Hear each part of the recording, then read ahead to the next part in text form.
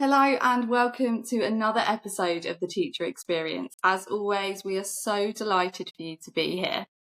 So today on our episode, we have a really special guest joining us, and we are in for an absolute treat. Joining us is an advocate for reading for pleasure, Carla, who will share her wealth of knowledge on how to harness the power of reading to create thriving classrooms. We all know how important reading is for our students.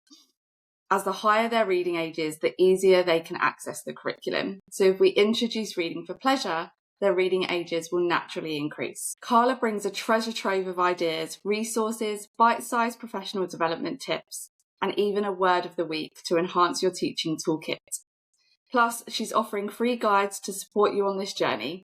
Get ready to be inspired and equipped with practical strategies to foster a love for reading among your students.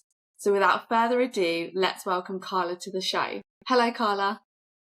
Hey, nice to be here. Thank you for having me on. Thank you so much for coming. We're so excited to have this conversation. So every week we start with a what went well and an even better if. So please could you share with us your what went well for this week? This week, I got to meet my new class for September. And so that was really exciting. And one of the really exciting things for me is that I'm actually moving classroom. So I'm currently in a really, really tiny space where I've not been able to have a reading corner for 2 years. It's an old school building, so it's quite a warren of sort of house rooms that are being connected together. And I'm moving out into a building brilliantly called the reading rooms, which is a nice big sort of hall space.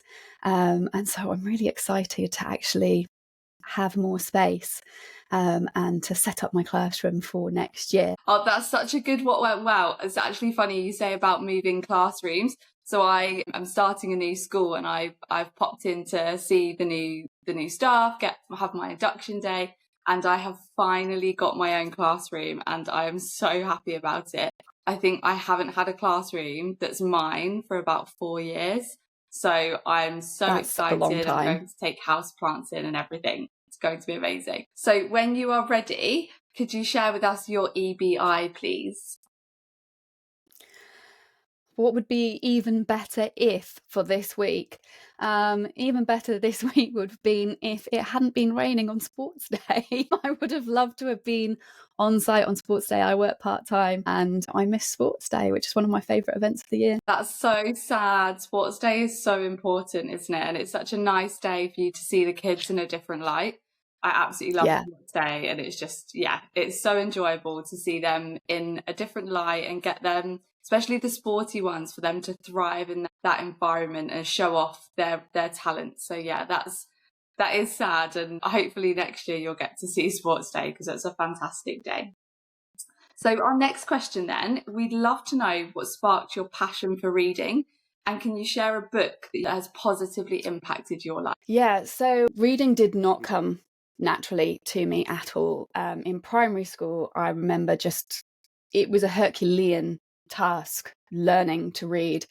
It was just really alien. I remember some of my earliest memories, like these little old ladies would come in from the village to listen to readers, and you'd get like pulled out of lessons and you'd sit in like the cloakroom, and I would do everything to avoid actually reading. I would chat about absolutely anything they wanted to kind of delay reading. And sort of during silent reading, I would just look at the pages and make my eyes scan over the words, but I wasn't taking anything in. I was doing my utmost to pretend that I was reading. And I sort of, over time, collected enough sounds, primarily actually from writing, that helped me encode and decode to actually be able to access it. But it wasn't until I reached year 5, year 6, when I had the wonderful Mrs. Thurston's, and she did story time at the end of every day, and I looked forward to it so much. I vividly remember her reading Charlotte's Web and Animal Farm, and it was just like the highlight of my day. I couldn't wait for that last half hour of the day to be sat in the classroom with my bag hands in my head, just eyes closed and listening to that story. And I got completely and utterly captivated. And I think that really was this like pivotal moment for me where I understood like the power of a story and like where it can take you. Then I moved on to secondary school, and all of a sudden there was a library, and we were taken into the library, and the librarians were amazing, and they showed us all these shelves. And as soon as I sort of found an author I liked, I then just devoured their back catalogue, and I would take as many books home as I could. And it just changed absolutely everything for me, really. I became a reader thanks to Mrs. Thurston. So it just goes to show like the importance a good teacher can make. Oh, thank you so much for sharing that. I was so similar to you. When I was younger, I used to avoid reading completely, and I used to pretend to read as well. I was actually dyslexic. Well, I am dyslexic, but I wasn't diagnosed at all when I was younger, at all through secondary school either. And I remember now, as you were saying that, I was that generation where the books A Series of Unfortunate Events was really popular. It was not within my reading ability at the time to read those books at all. I was still on the like Clip and Flipper books. I think that was what it was called. Yes, Clip and Chip books. Yeah, they still exist. They do. Oh my gosh. Yes, I was still very much on those, and all of my friends were reading A Series of Unfortunate Events. And I remember when it was reading time, I'd have the books with me, and I'd open them and I'd look through every page and pretend like I was reading because I didn't want to feel left out. But when I look back at that at the time, it wasn't a conscious thing, really. I didn't think to myself, I'm going to pretend to read so I can fit in. It just sort of all happened. And I look back and it is actually really sad. Obviously, I was dyslexic, so I didn't have the support I needed at the time. But it is really hard, I think, when you kind of don't have that. You had that amazing teacher, Mrs. Thurston, you said. I didn't really have that at school when I was younger, so it wasn't really a thing for me to read. I did avoid it so much. So thank you for sharing that story. That was so lovely. I think we'd love to hear if you've got a book that you've read that has ever positively impacted your life. Could you share one with our listeners? Well, I would have probably gone with Charlotte's Web to start off with, just because that was the one that kind of hooked me in. I think because I come from a rural background, I think that story of animals just, it just hooked me. It hooked me in. And then similarly, Farm being another one, I think it was the animals that kind of, drew me in. I don't know. I can't remember what other stories. I mean, we would have been read other stories prior to that, lower down in school, but I think that was the first time that it sort of, it got me. And that whole idea of an animal being able to talk was, it was kind of magical. I loved it. That's so lovely. Mine was actually later on in life, and I do think this happens to quite a lot of people. I was actually 20 when my love for reading started. It was when I got diagnosed with dyslexia. So I think the understanding of my own brain really helped me, and I kind of avoided reading because I thought I was just rubbish. Whereas when someone told me that I was dyslexic, I was like, oh, it's not that I'm rubbish at reading. It's just that I have never been taught how to read that works for me or had the right books. So mine came at about 20, and it was a book. I don't know if you've read it. It's called Life's Golden Ticket. And I read it on a 6-hour coach journey when I was traveling in America. And I remember I've read it so many times. It's the only book that I've read more than once as well, because it reminds me of such a big turning point in my life. And it's really similar, I guess, to your Charlotte's Web experience. That was the turning point for you, which is really lovely. Yeah, it's funny you say that, because I'm actually dyscalculic, and so I had a very similar kind of journey with maths, in that I would avoid it for years and years and years. And then once I found out that I was dyscalculic, I then started developing the strategies that I needed to be able to do maths. And it's hilarious to me, but I've now been a maths lead for like 10 years.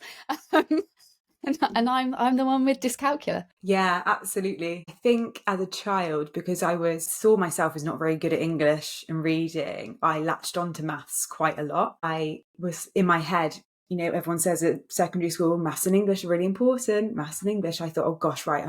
This is what I used to say to myself. I'm terrible at English. Like, I need to be good at maths. So I ended up doing everything I could to be good at maths to try and almost counteract the fact that I thought I was bad at English. So maths has always been my thing, and science, because obviously I'm a secondary school science teacher, so I harnessed that. But yeah, that was such a lovely story. So thank you for sharing. Our next question is, why do you believe reading for pleasure is really important, especially in today's digital age? This is a biggie. Okay, so reading for pleasure is singly the biggest indicator of a child's future success. And it's huge. It underpins so much of the curriculum, but crucially, it taps into intrinsic motivation. So children that read for pleasure, they have this drive to read, not because they want prizes or pizza or tokens or stickers or anything like that. They do it because they love the process of reading. And even coming across a dud of a book, that won't deter them on their mission for reading, because they can get swept away by a story or amazed by a fact that they're looking for. And I think that's also really important, because it's not just about fiction. A whole load of people will say, oh, reading for pleasure, oh, that must be fiction. But it goes so much beyond that. It's anything, any genre, any format. And when you have that intrinsic motivation, that drive to succeed, that enjoyment of the journey, that's so applicable in so many other forms, walks of life. And you can apply that in other subjects, and you become somebody who's driven, who's motivated. Worryingly, at the moment, reading for pleasure, we know it's at its lowest level in 20 years. And so whilst over those 20 years, there's been huge technological advances, and that may have some part to play in the decline. I think actually the bigger picture is about access. So many children and families are denied access to books, because free books from libraries and even school libraries are closing everywhere. Like 1 in 7 primary schools in 2022 didn't have a library. 1 in 7 primary schools. I mean, that's huge. And it's probably closer to 1 in 6 now, because of austerity and the troubles schools have been having with budgets. I know so many schools where they used to once have a library, and that's now being commandeered as a classroom. And there's a huge divide between access in the north and the south in terms of where money and resources are allocated. You've got councils who are, who have run out of money and are closing these resources. So I think access really is critical. And that's one of the reasons why the children's laureates, Cressida Cowell, and now Frank Cottrell-Boyce, they are having programs and campaigns to open up libraries and get people reading and make sure they can. I do agree. I think you've touched on some really good points there. I was thinking back to my childhood about when I was really young. I used to go to the library that was in my town, and I used to, with my mum or my grandparents, go get a book out, and that was almost an after school activity or something we did on a Sunday morning together. Do you think there's any social norms that are affecting how much children are reading? In terms of, you mean like going to a library, or sort of people's daily habits?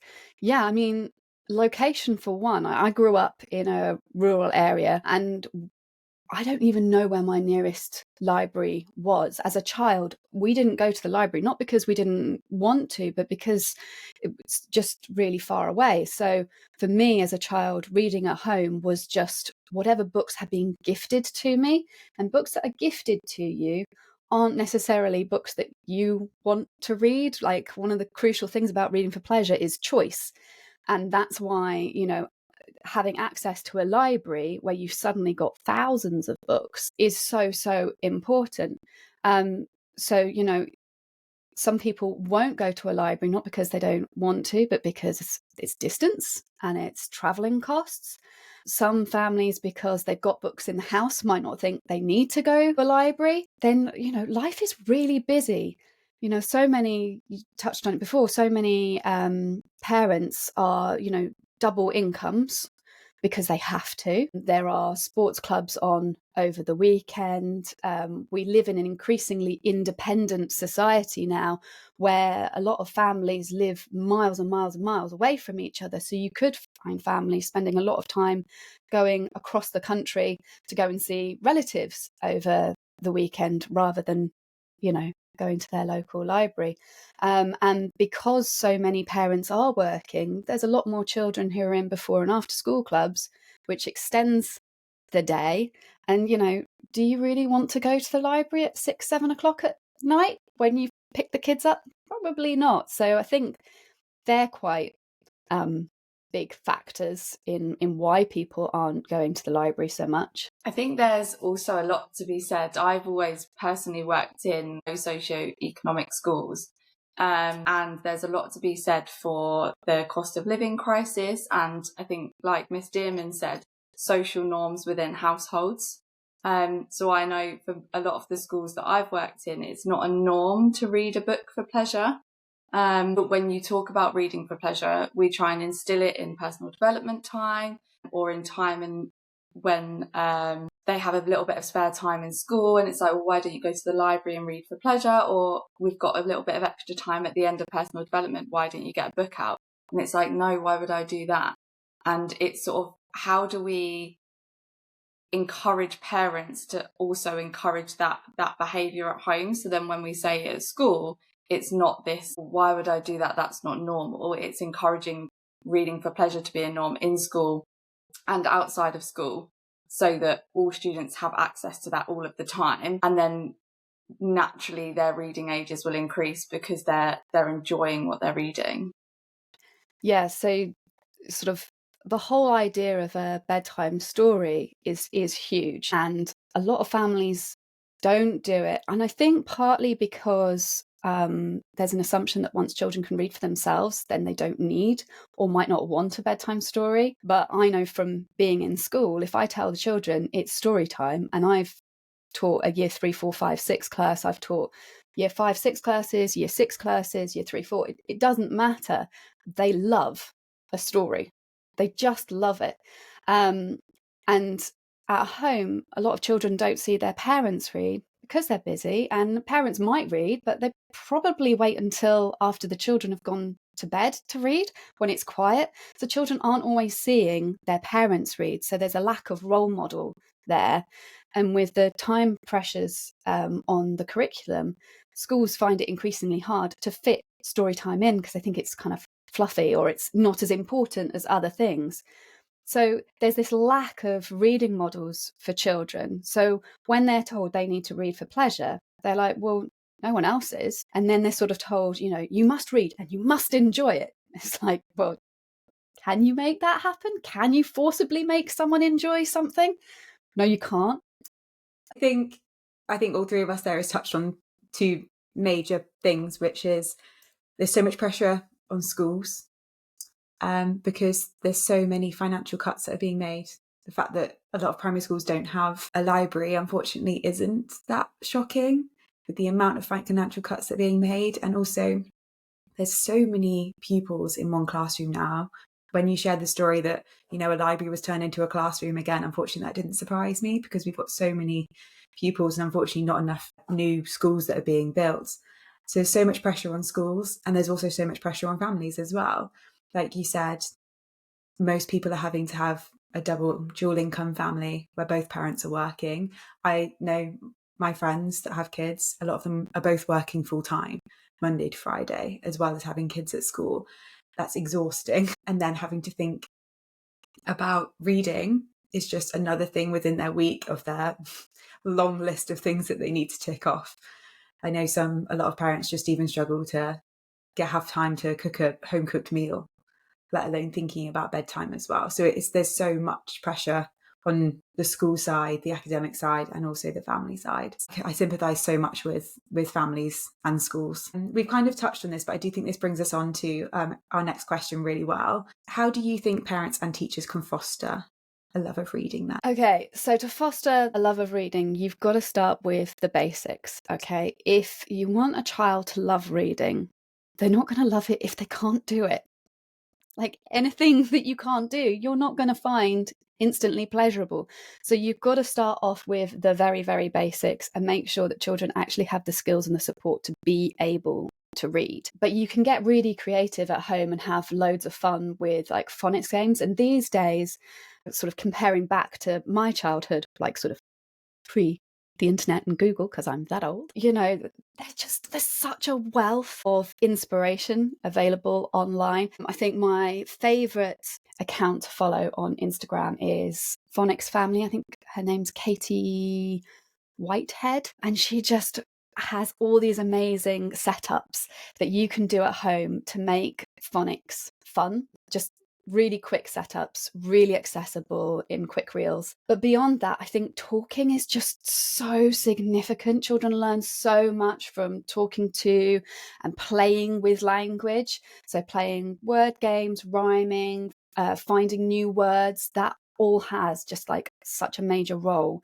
in a child's literacy journey, because even if they can't read, if they know what words mean, that's really important. If we think about like Scarborough's reading rope and all the things that tie into, you know, what makes a strong reader, it's not always just about the nuts and bolts of being able to read, but it also comes back into their background and their understanding of language. And then of course there's access, right? So you can't read if you don't have access to reading material.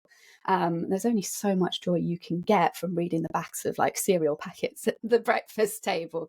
I spent a lot of time doing when I was a child. We know the more books a child owns, the greater their likelihood of reading for pleasure. We know 1 in 10 children who are on free school meals do not own a book of their own. 1 in 10 children on free school meals. So that's a lot.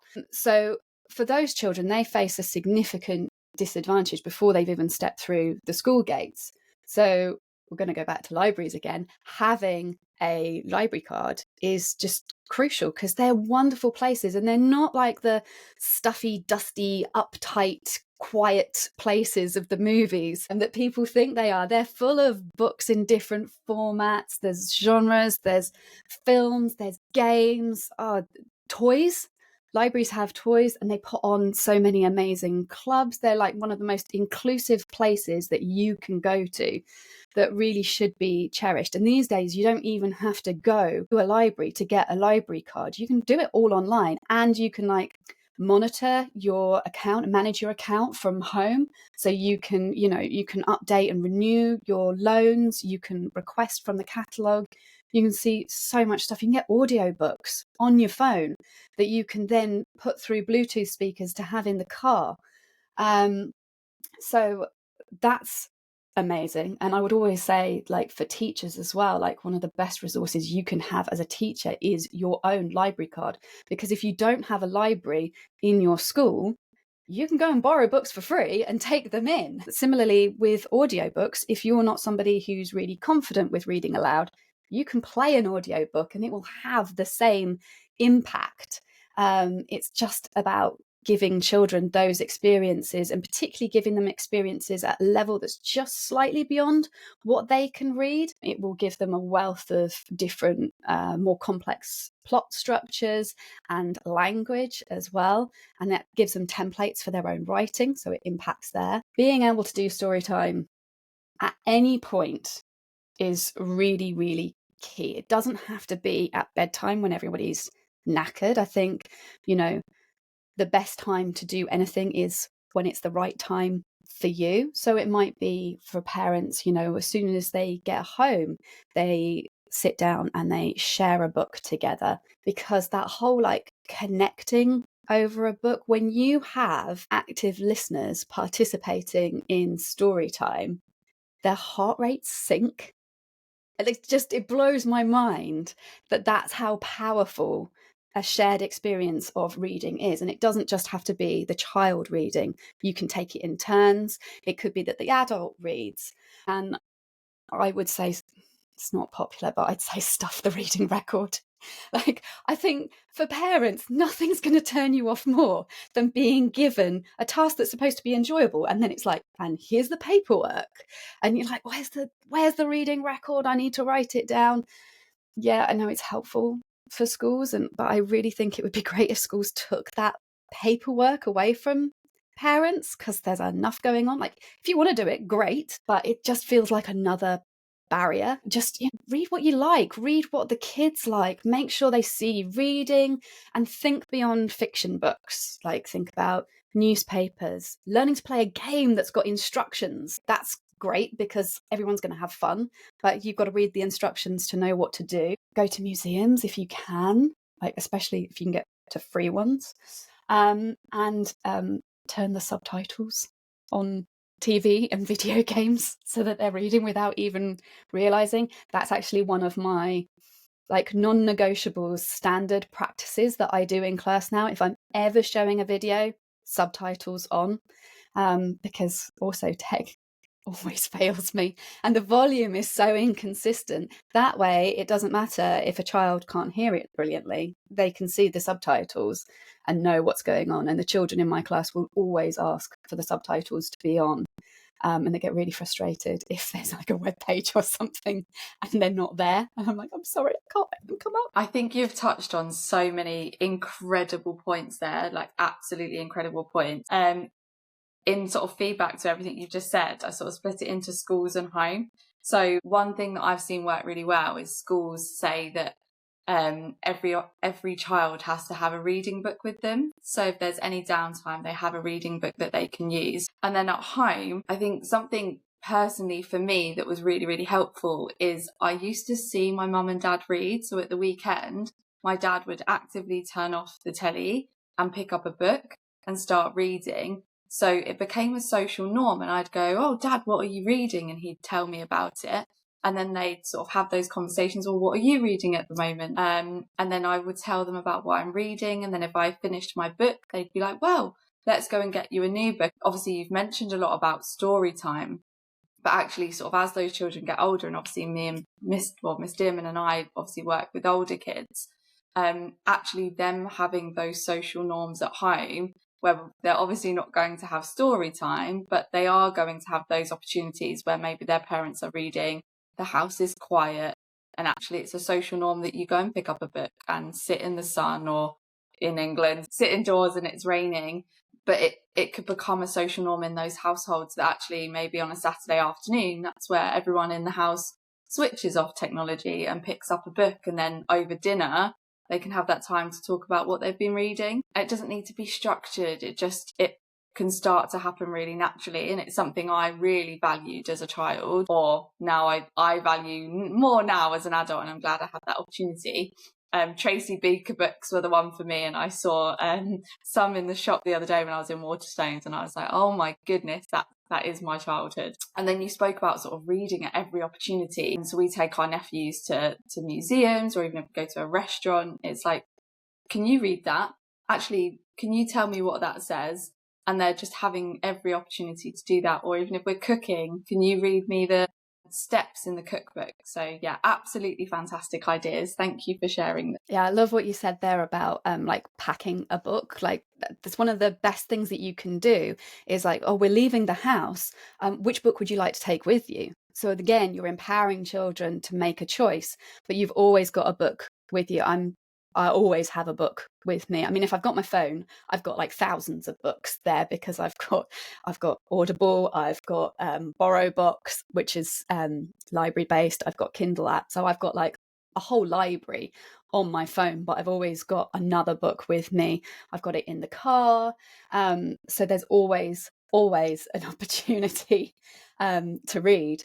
Did you know that the reading framework that came out last year, 2023, actually says that there should be reading for pleasure time, story time, up to Key Stage 3 for 20 minutes every day? I didn't know that, but that makes absolute sense. And I know a lot of, all the schools that I've worked in try and put in reading for pleasure time in at least once a week up until A level. So again, it's so important.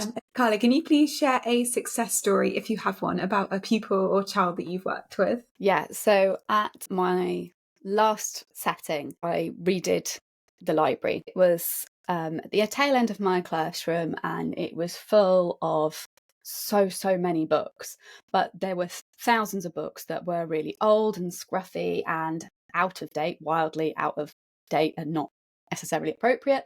So I did a massive cull. I managed to get some funding to get new books to come in. And I had this one student who really struggled with reading and had sort of classic symptoms of ADHD and dyslexia, so many barriers, found it really difficult, said the bog standard phrase of reading is boring, and just didn't want to read at any opportunity. And, you know, it makes perfect sense. They found it really difficult, so we put in lots of provision for them for supporting them with their phonics and strategies to help them sort of anchor the words onto the line. We tried loads of different things to help with sort of reading fatigue. We would take it in turns, a bit like a sort of tennis match of I'll read a bit, you read a bit.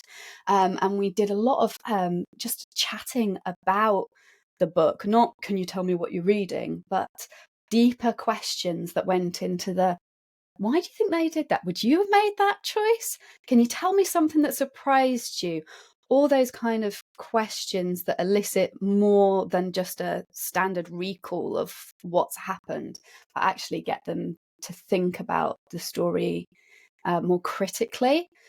So when the book order finally came, we needed to get all the books stamped up with a school stamp, and we needed a few volunteers. And this child volunteered, probably so they weren't in class, to be fair, but to stamp up the books. And when it came to break time, he came running to me to tell me about all these amazing, beautiful books, and just like, there's so many. Have you seen this? Have you seen that? Oh, I can't wait. It's really exciting.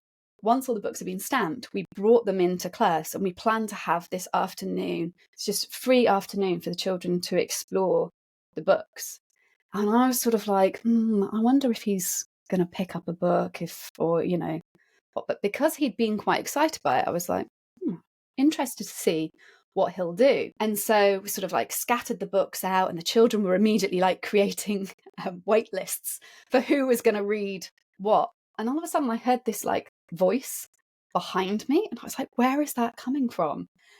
And secreted underneath the desk, wedged between like a cupboard and the radiator, you know, those like protective cages for the radiators, he was sat absolutely and utterly engrossed in the land of Raw, to the point where he was actually reading to himself aloud and had just shut the world out completely. And I was just like, I cried. I was just like, oh my goodness, this is just such like one of those like light bulb and just wonderful moments to see a child who was suddenly engrossed in a book and he couldn't put it down. And he read for like half an hour straight out loud to himself. And then, you know, obviously he read the whole book, and that kind of sparked this, maybe reading doesn't suck. Really liked Croaky the Scarecrow. That has genuinely brought a tear to my eye, and I can really understand how that was a fantastic moment for you. Getting those moments as a teacher and seeing your students just thrive when you've worked so hard for them to get to that point is absolutely beautiful. So thank you so much for sharing that, and I'm sure all of our listeners will probably be sitting there with a tear in their eyes also. I am a special educational needs coordinator, so I'm SENCO at my school. So I know completely that is a massive deal. If they're presenting traits of dyslexia especially, that wouldn't have been an easy end to get to. So that's such an amazing story. Thank you. When I was a child, we talked about intrinsic motivation at the start. I think the way that my school, when I was at school, did it is they started with external motivations. So I went to reading club every morning. And if I went to reading club, and I hated reading, if I went to reading club and I read to someone for half an hour, then I'd get a little lunch card, which meant I could skip the queue, which to someone in year 7 and 8 is like such a big deal, because you get to go in front of all the year 10s and year 11s and all the big kids. So they started with that. My story was a bit different because obviously I was undiagnosed with dyslexia, so they weren't necessarily giving me things that would allow me to access the books. But I know for a lot of pupils that does work if you start with external motivators, because they don't want to be there. They don't like reading initially. And then you work through that process. Eventually, it will lead to intrinsic motivation when they do enjoy it. So thank you for sharing that story. That was so lovely. We finish every episode on a research bite. So could you please share your research bite this week? This is my absolute favourite one. It's pinned to my profile because I just think it's just so powerful. And I did it within my bite-sized PD series that I did last year, which I will bring back. But it was that Lewis, I think it was 2009, did a study that showed that reading for as little as 6 minutes a day can reduce stress by as much as 68%, which I just think is so powerful in two ways. Number one, as teachers, I think we can all agree we could do with 68% reduction in stress. And secondly, like if you just think for a moment how powerful that would be as a tool in the classroom, like day in, day out, we are working with young people with underdeveloped prefrontal cortexes, even in secondary school, and whose lives are dictated and decided for by adults, right? They have so little choice in what's going on. And the school day is actually really stressful for so many children because so much is out of their control. There's so much stimulation and expectation, often from adults who see them as mini adults and not as children, who, need to make mistakes, who need to play. And I think it's quite a stressful environment even for children who like school, because there are children in school that then don't like school or find school difficult. And so, you've got all these children and people mixed in an environment where if it was up to them, they probably wouldn't be.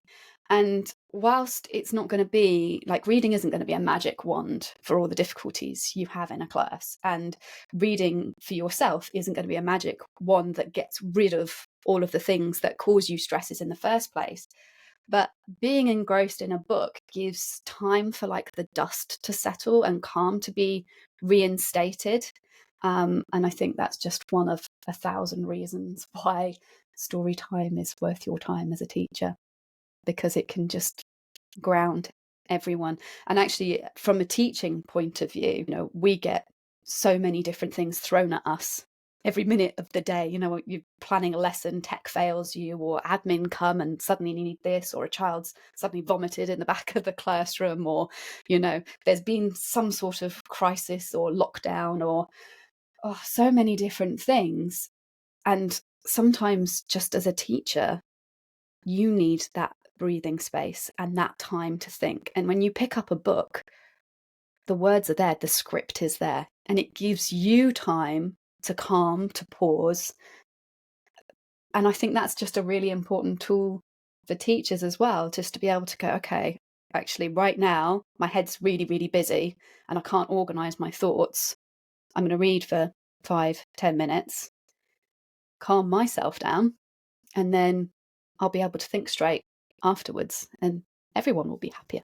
That's a fantastic one you've shared. Just to add to that, I know a few teachers that decide to pick up a book and read for at least 10 minutes at lunchtime, and they've spoken to me about how the reason they do it is because it does reduce their stress so much. So if you are a teacher out there that doesn't currently read for pleasure throughout your working week, it might be something that you could fit into your new schedule in September to really start to reduce those stress levels and increase your well-being during work. Yeah, that's something that I've started doing myself. So I've dubbed it the lunchtime read, as a challenge for teachers to kind of just try and escape. Because your classroom isn't always your classroom at lunchtime. There are always children that come in. Oh, miss, I just need to go and get this. But your car, if you have a car, is like your own safe zone. And so I've been trying just once a week, because successful habits start by just integrating them really small. Just like once a week, try to get out of the building or get to a quiet, undisturbed part of the building or the site, if you're not allowed to leave site, just to read for 10 minutes. And just instantly I just feel my shoulders drop I am watching the clock a little bit, but I found that if you put a timer on your phone, you can kind of ignore the clock, because you know that like when 10 minutes is up, it's up. You get a notification. But it is really powerful, and I can't wait to find out as time goes on how many other teachers try it and what they find. I've had a few people who've come back to me so far and gone, I've managed to do it 3 times this week, and it's just had such a transformative effect. So yeah, thank you for sharing that. Something that I've noticed in my classroom, so I'm a secondary school science teacher, and this is kind of when I realised how important reading was in every subject. There might be teachers listening here that are geography teachers, history teachers in secondary schools, thinking how important is this to me? And I've noticed so many times, and it typically happens in bottom set classes when I'm teaching, that they'll read the question in an exam setting and have no idea what the answer is. And not in real exams I do this, but in classroom tests, I'll go over to them, I'll read the question out loud, which will be, what's the function of the mitochondria? And then suddenly they know it. And I don't know what the science is behind that. I don't know if it's down to the reading. I don't know if it's because they've heard me say the word mitochondria a million times that they suddenly remember. But I've always thought that in my classroom. Why is it as soon as I read it to them that they can then access the answer? I don't know. As well, did you have any thoughts? There is some research actually on the processing that happens in the brain between whether you read or whether you hear. It's recently come out. So I follow someone called Naz Neuro on Instagram, who's a neuroscientist, and he shared this, that actually whether you hear something or you read it, the same area of the brain lights up. So if you have weaker readers, hearing it will then activate the connections in their brain. But it's one of the things that we say in primary all the time. Like, if you've read a question, you're really stuck on it, you can't understand it, always ask to have it read, because chances are you do actually know it, but there's like a stumbling block somewhere where the words are just, I don't know, they're just not making sense. But the moment somebody says it, you go, oh, yeah, I know what to do. And then the other part of sort of what you're saying in terms of reading in other subjects is actually, it's really important to read as a scientist, read as a geographer, read as a historian, because those texts are different, and the skills that you need to understand those texts are different. So if you're reading like a science paper or a reference book, you're going to be approaching it from a different point of view than if you're listening to or reading a fiction book, because you're going to be more analytical. So it's a different set of skills as well. And if reading is just mainly fiction and not non-fiction, then we're missing those kind of skills. We're not spending enough time considering reading for pleasure, and reading time as something beyond a story. When I was at school, when I did my GCSE and my A-level exams, invigilators were allowed to read the question to me, which as an undiagnosed dyslexic was an absolute lifeline, because I was that person in school that as soon as someone read it to me, I was a lot better at answering the question. Obviously, I spent my whole childhood avoiding reading as well. So now that's not the case. And I always think how much more important it is now to have the ability to read, because that provision isn't available anymore to anyone unless you have an exam access arrangement that you now have to apply for and have a lot of evidence to say that you need. Not everyone can access that. Yeah, and so much comes into play of those earlier experiences in the classroom. What becomes your classroom culture? So yeah, do you have a classroom culture that is very legacy teaching based, where it's, you sit down, you be quiet, the teacher talks and you listen, and you just read the slides? Or is it more interactive and tapping into the pedagogy that we know works really well for learners in terms of adding in movement and learning specific vocabulary? So rather than having like a mass of text on the board, like really reducing that text down to reduce the cognitive load, and doing things like highlighting the key vocabulary that you want children to read. But when you are doing the reading process, the teacher does the main bit of the reading, but gets the children to read or stand up when the key word comes up, so that you take every opportunity to help children learn better.